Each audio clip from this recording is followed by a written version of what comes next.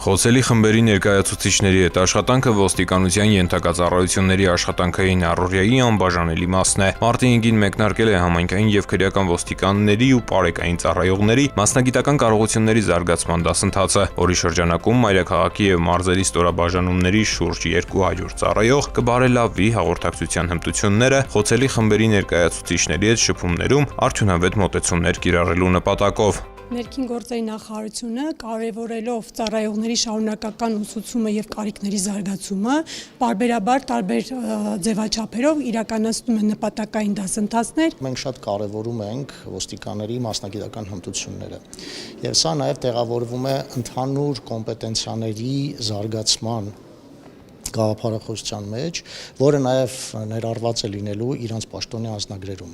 այսինքն այն կարևոր գիտելիքները եւ հմտությունները, որոնք իրանք կարող են օգտագործել իրանց ծառայության ընթացքում, որը նաև կբերի հետագայում ծառայության որակի բարելավմանը։ Դասընթացը սկսվում է թեստավորմամբ, որի ընթացքում հավաքագրվում են մասնակիցների ընդհանուր պատկերացումները խոցելի խմբերի ներկայացուցիչների հետ հաղորդակցության առանձնահատկությունների վերաբերյալ։ Դասընթացի ավարտին նրանք կրկին թեստավորվելու են համեմատելու պատկերացումների փոփոխությունն ու դիտարկելու առաջընթացը։ Քննարկելու ենք, թե ինչպես է որոշվում խոցելիությունը,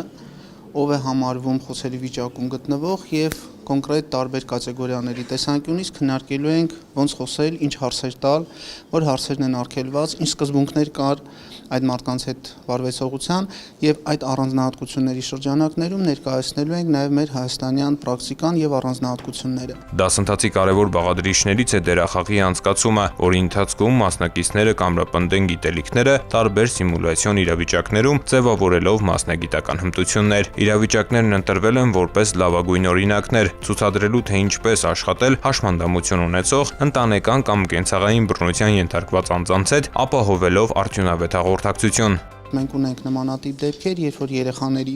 ընտանեկան եւ կենցաղային բռնության ենթարկված անձանց կամ տարբեր խոցելի կատեգորիաների ներկայացուցիչների մասնակցությամբ տեղի են ունեցել դեպքեր, որոնք որ հետագայում դիտվել են որպես օրինակ լավագույն փորձը զոհակենտրոն, երեխայակենտրոն մոտեցումներ դրսևորելու առումով։ Շատ ուրախ եմ, որ նմանատիպ ծրագրեր են իրականացվում, քանի որ դրանք նպաստում են մեր գիտելիքների հմտությունների զարգացմանը, ինչպես նաեւ նոր գիտելիքներ են ձևավորում, որոնք մեզ օգնում են հետագայում խոցելի խմբերի հետ աշխատելիս։ Վերապատրաստման դասընթացը կազմակերպվել է Հայաստանի Հանրապետության ներքին գործերի նախարարության արդյունավետության խթանում մարդկային ռեսուրսների կառավարման բարեփոխումների միջոցով ծրագրի շրջանակում, որն իրականացվում է ԱՄՆ ֆինանսավորմամբ ՄԱԿ զարգացման ծրագրի կողմից ներքին գործերի նախարարության հետ համագործակցությամբ։